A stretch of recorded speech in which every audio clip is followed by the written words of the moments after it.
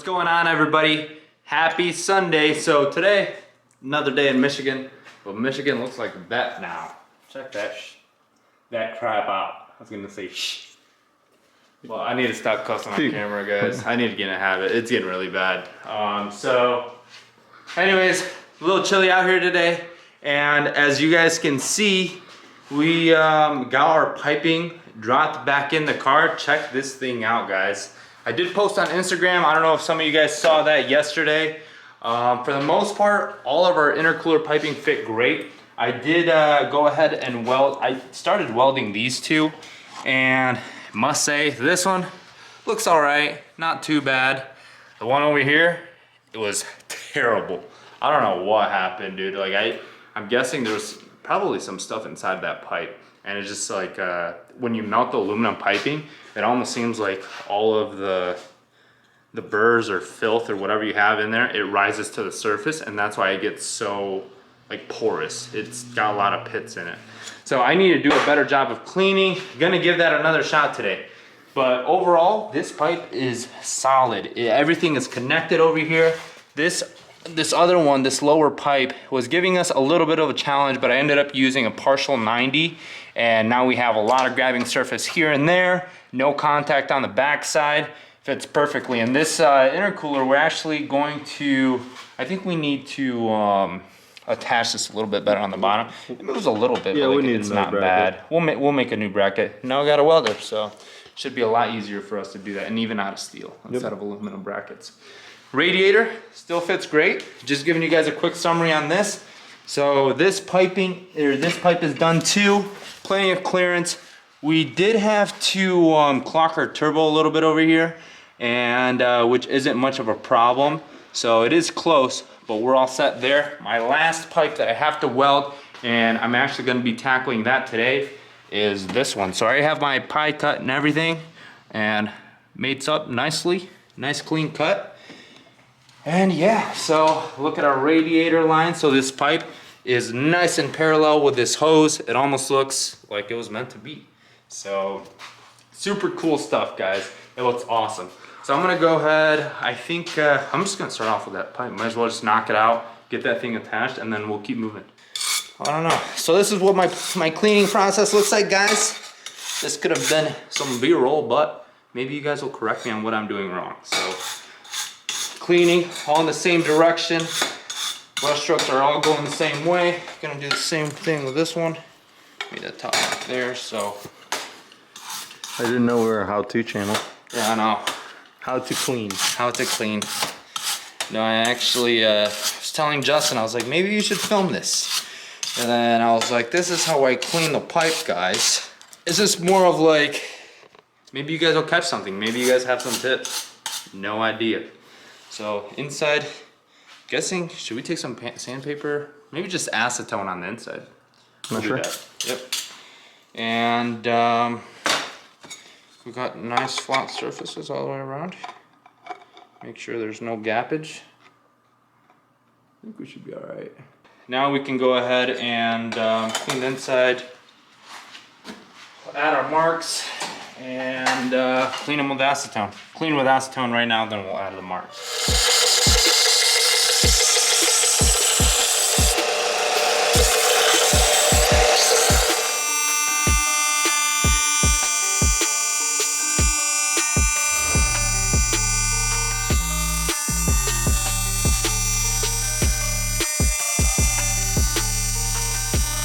See how convenient this is, guys? Now that we have our welder, check that out. Yes, I grinded it down over here because I actually melted through a spot. So one thing that I've noticed, and I don't know if it's just because I'm a shitty welder, could be, is that right at the bends, it almost seems as if the wall on the piping gets a little bit thinner, and it kind of makes sense. So if you stretch a pipe, that sidewall is gonna stretch as well and make it thinner. So I think that's why I'm burning through it in those sections. But as for the rest of the pipe, it came out really good. I don't know if you guys can see these dimes right here. Probably not, right? Can the camera pick that up?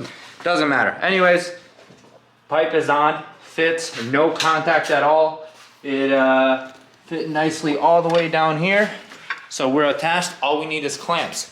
So The next big thing, guys, since this engine tilted further back, I guess a lot more than we expected it to, we're having some hood issues, clearance issues. So we've actually modified the hood a little bit right here. We're not gonna cut through it. That's the plan. We gotta get this thing to fit in here without having to cut up the hood. The only reason why I can see us cutting up the hood is for heat management in the future. So we might add some vents or something. I don't know. But right now we're just having some minor contact on this left-hand side right here. So I'm gonna go ahead and maybe add like, thinking maybe like 1/2 inch over here, Justin? Yeah, maybe. So I'm gonna round this out and bring this down.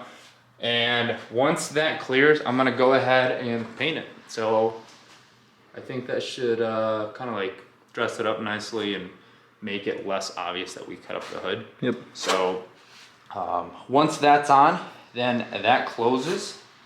I think we're in the clear.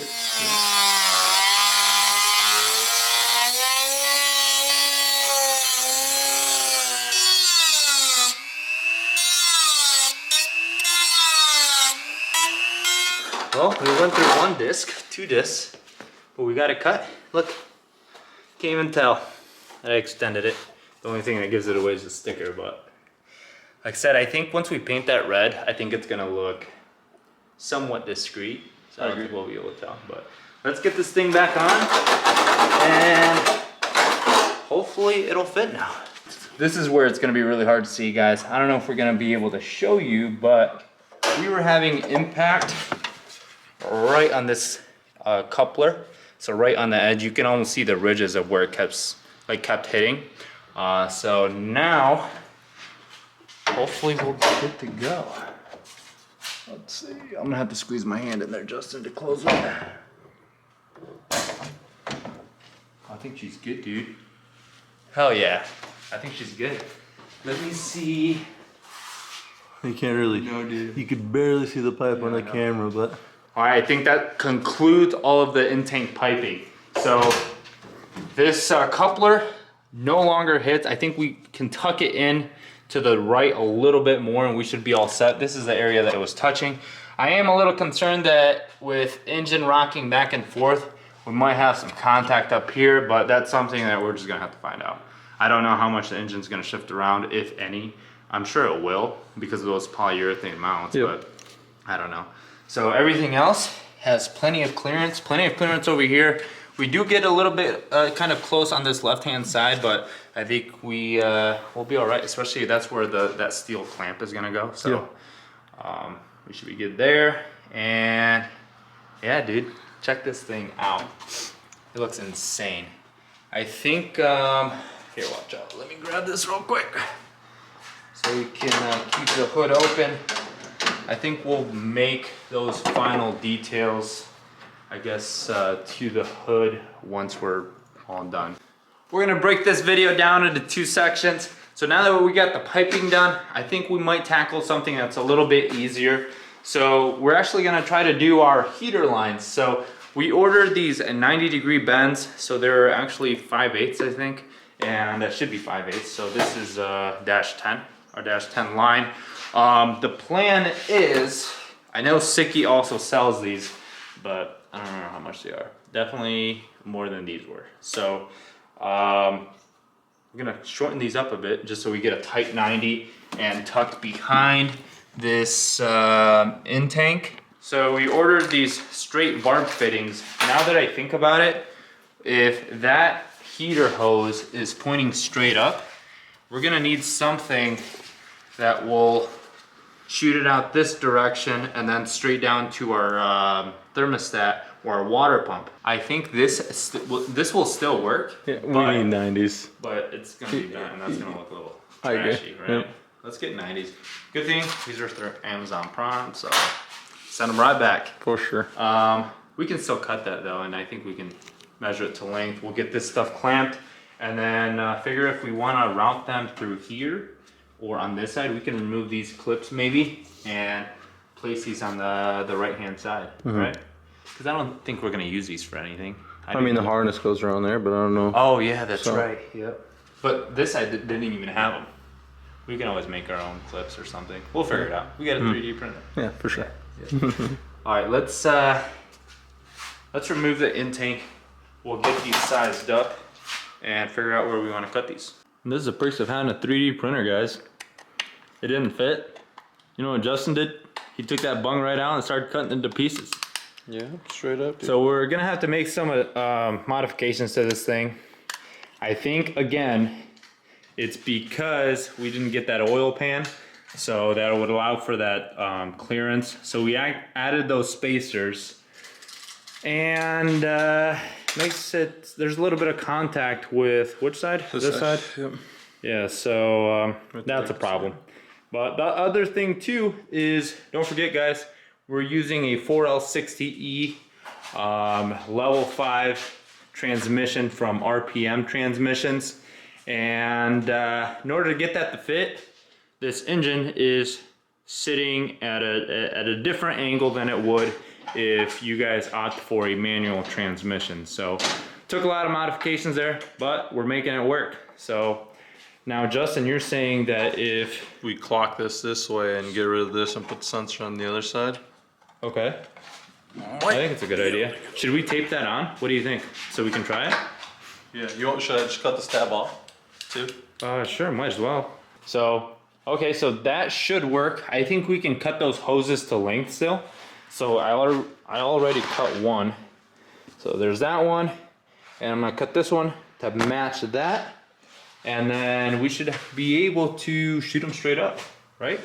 Straight up for this shoot them one. straight up, over, and then down to our water pump. We may have effed up by ordering too short of a hose, or maybe not. I don't know. This looks really good though, guys.